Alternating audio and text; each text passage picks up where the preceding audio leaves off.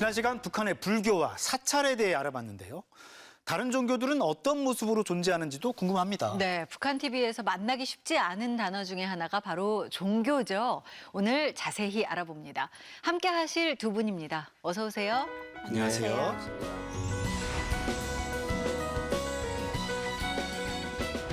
북한의 종교를 이야기할 때 북한은 종교의 자유가 없다 내지는 자유가 제한된다 이런 얘기가 있잖아요.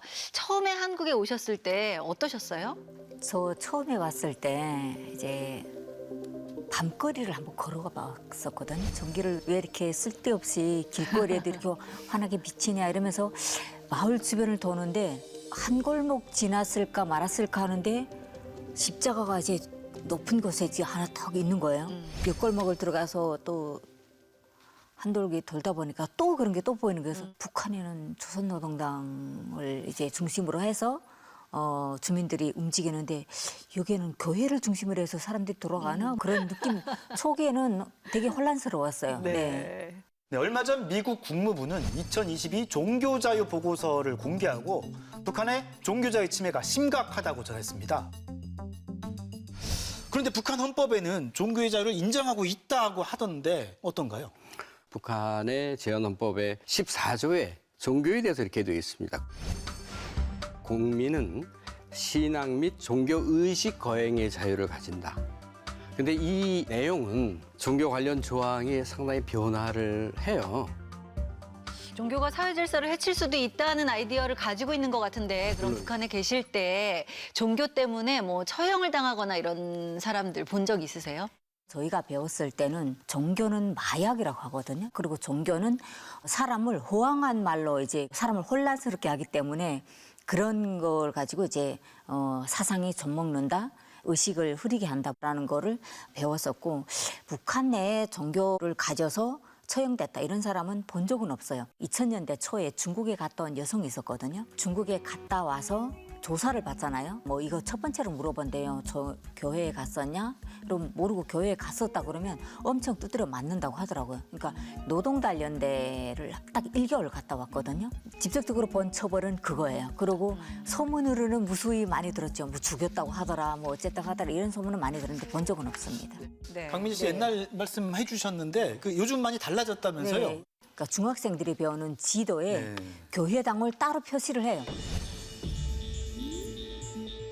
예전에는 평양에 장충성당이 있거나 뭐 봉수교회, 칠골교회 있는 거 알만한 사람들은 남한미에 다 알려졌지만 애들은 잘 모르잖아요. 근데 이걸 지도에 실었다는 거는 북한이 종교에 대해서 어느 정도 인정을 하고 들어가는 거지 않을까 그런 변화로 저는 보고 있습니다. 네. 저도 장충성당을 가봤지만은 대동교를 건너가가지고 쭉 들어가서 오른쪽으로 꼬부라지거든요. 그러니까 장충 이동인가 그래요. 그래서 장충성당이거든요. 동네 이름을 따가지고 장충성당인데 그래서 저도 깜짝 보고 놀랐어요. 장충성당 표시가 그렇게 돼 있고 봉수교회 표시가 있더라고요. 네, 지도에서 보신 것처럼 봉수교회와 장충성당 등 북한에도 여러 교회와 성당이 있습니다. 보시는 곳은 평양에 있는 봉수교회 모습입니다. 북한 TV에서는 보기 어려운 풍경인데요. 신도들이 찬송가를 부르고 예배를 드리는 모습이 공개됐습니다.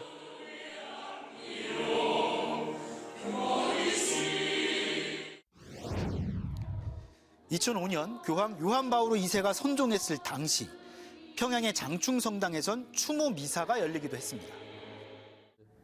전국에 있는 가정 예배 처소들에서 위령 기도 모임을 가졌습니다. 그 영상에서 가정 예배 처소라는 말이 나왔는데요. 어떤 곳입니까? 그 가정예배 초소는 사실은 이제 그 개신교회에 해당되는 용어고요. 그래서 교회는 그 건물은 다 없어졌지만 뭐 가정에서 할 수도 있는 거 아니냐 해가지고 가정예배 초소는 그때부터 조금씩 양성화되기 시작을 했는데 그게 80년대, 90년대까지는 사실은 안 드러났었죠. 근데 이제 재미교포들 가운데 목사님들이 평양을 가시게 되면은 가정초소를 몇 군데 가서 같이 동참해서 예배를 하신 경우들이 있습니다. 특히 최재영 목사님이라고 이분은 뭐 여러 군데에 가정 예배를 가서 보시고 그랬어요. 네. 그러면 강미진 씨 같은 경우에는 그런 가정 예배 처소라든지 교회나 성당에 가보신 적 있으셨어요? 북한에 있을 때?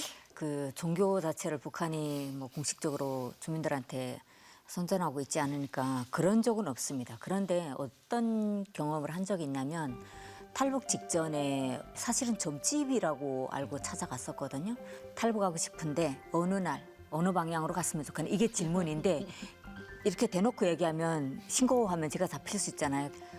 있는 돈 긁어 모아가지고 장사 가려고 하는데 내 일생을 건 장사다. 어느 날 어느 방향으로 갔으면 좋겠나 제가 이렇게 물어봤어요. 그런데 그 여자가 언니 떠나는 날 한우님한테 언니가 하고 싶은 이야기를 꼭 하고 가라고 이러는 거예요. 근데 그때는 기도도 전혀 몰랐고 이러는데 정말 탈북을 하려고 그러니까 오만같이 생각이 들잖아요. 그래서 제가 그때 3가지를 소원을 빌었었고 북한에는 동네 곳곳마다에 점집이 어마어마하게 많아요. 그게 신앙이라고 할 수는 없겠지만. 하느님 믿는 점쟁이 이야기이군요. 네. 가정 예. 예배수보다 점집이 더 많은 것 같아요. 네, 그렇죠. 예. 그럼 북한 주민들은 좀 종교에 대해서 거부감이 좀 있는 편인가요? 어떤가요? 거부감이 있는 것은 당연하죠. 왜냐하면 그렇게 교육을 받았었으니까. 이제 미신이나 마약이나 이러한 그 용어로 세뇌됐기 때문에 그렇다. 그러나 이제 우리가 기대하는 거는 우리 사회에서 종교에 대한 인식을 갖는 것처럼 북한 사회에서도 일반적인 그런 종교 인식을 가졌으면 좋겠다 하는 우리의 바람이지 않습니까? 그러나 북한 사회에서 종교 정책의 변화가 여러 가지 형태로 좀 정치적인 그러한 차원에서 있다 손치더라도 일반적인 신도들의 이러한 그 의식 변화로까지 가려면 좀 시간이 걸리겠죠. 북한 TV에서 종교라는 단어를 만나긴 어려운데요. 그런데 천도교는 다릅니다. 2021년 열린 조선노동당 제8차 대회. 주요 인사들 중에 천도교 청우당 중앙위원회 위원장이 소개됩니다. 이명철 천도교 청우당 중앙위원회 위원장, 박수철 반제민족민주전선 평양지부 대표가 주석단에 초대됐습니다. 북한에서 천도교는 일제강점기 광복을 위해 애쓴 민족 종교로 인정받습니다. 천도교 청우당은 이런 배경을 토대로 생겨난 거죠. 유명 선생과 연결하게 됩니다. 2016년 천도교 청우당 중앙위원회 위원장이 사망했을 당시에는 장례식이 사회장으로 치러지기도 했습니다.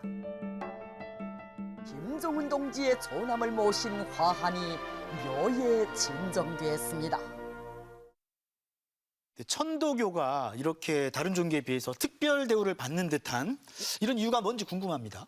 천도교가 일제강점기 때 실질적으로 민족 독립 투쟁에 선봉에 서셨고 해방 당시에 북한에서 천도교는 남쪽보다 더 큰 규모였습니다. 북쪽에서 해방 직후에 노동당 만들기 전에 조선공산당, 북조선 분국이라고도 하고 그다음에 개신교 쪽에서 민주당을 만들고 뭐 이렇게 했었거든요. 그래서 거기에 대응하기 위해서 만든 게 청우당이었어요. 근데 이제 개신교 쪽의 경우에는 노동당으로 흡수가 돼버리게 되고 거기에 반대하는 목사님들은 다 남쪽으로 오셨죠. 그러나 이제 청우당은 그대로 남아 있는 겁니다. 그래서 북한도 우리도 다당제다, 청우당이라고 하는 것이 있다 이렇게 이야기를 하는 것이고 그래가지고 조선 종교인 협의회를 만들고 조선 종교인 협의회에는 조선 기독교도 연맹, 그 다음에 불교도 연맹, 천도교, 청우당, 조선 가톨릭교 협회까지 같이 들어가 있는 거죠. 네. 종교단체는 어떤 역할을 하는 겁니까? 역할이라고 하는 것은 그게 기독교 연맹이나 불교도 연맹이나 요거는 이제 명칭은 남아 있는데 그것이 남북 관계가 발전을 하고 북한이 나름대로 공산권이 이렇게 와야 되는 것을 보면서 자기네들도 국제사회와 이렇게 연결되어야 되겠다 해서 우리도 종교가 있다고 하는 것을 표현을 하는 게 기존에 있었던 그러한 그 상부 구조로서의 종교 단체들을 갖다가 양성화시키는 겁니다. 그렇게 해서 이제 정당도 그다음에 교회도 만들어지게 된다 이렇게 이해하시면 되겠습니다. 네. 강미진 씨, 북한에선 단군릉도 있잖아요. 고난의 행군 시기 그때 90년대에 지어진 건물인데 엄청 크거든요. 그리고 단군에 대해서 교과서에도 구체적으로 다 나오고 있고 단군 제사를 지냅니다. 그리고 단군 제사를 지내는 거 텔레비로 이제 방영을 하거든요. 민족된 긍지와 자부심을 가슴 가득히 안겨주며 민족의 어제와 오늘 그리고 내일을 이어주고 있는 민족의 시절웅 단군릉. 약간 민족 종교에 대해서 좀 열려 있는 것 같네요. 2002년도에 개천절 행사를 남북이 공동으로 단군능 앞에서 했습니다. 단순히 단군을 민족의 시적으로 해서 하는 어떤 정통성도 정통성이지만은 실질적으로 항일 무장 투쟁, 그다음에 민족 종교의 근원을 여러 가지 측면에서 연결시키는 중요한 도구로 볼 수가 있습니다. 네. 말씀 들어보니까 예전에는 이 남북한의 종교 교류도 꽤 다각적으로 있었던 것 같습니다. 앞으로 언젠가 이런 기회가 올지 잘 모르겠지만 다시 이런 교류의 장이 생긴다면 우리는 어떤 자세로 맞이할 수 있을까요?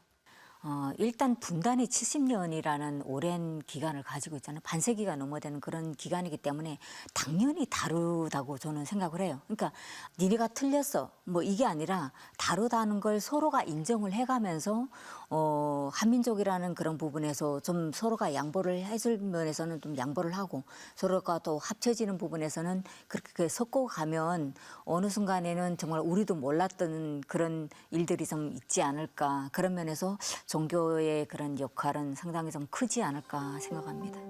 우리는 남과 북은 샴쌍둥이와 마찬가지로 공동 운명체인 거예요. 같이 생존을 해야 되고 그것을 위해서는 민족적인 공존, 평화적인 공존, 화해 이것이 중요하죠. 그래서 남북 종교 교류도 역시 민족 화해와 평화적인 공존을 위한 그러한 대의 명분을 가지고 우리가 접근을 해야 된다 이렇게 말씀드릴 수 있겠습니다. 북한 사회에서 변화를 기대하기 어려운데 종교는 더 그런 것 같아서 안타깝습니다. 종교인이 아니더라도 자비와 사랑은 소중한 덕목이죠. 한반도 긴장이 갈수록 높아지고 있는데 다시 화해와 평화를 이야기할 수 있는 날이 오길 기대합니다. 오늘 도움 말씀 고맙습니다. 고맙습니다. 고맙습니다.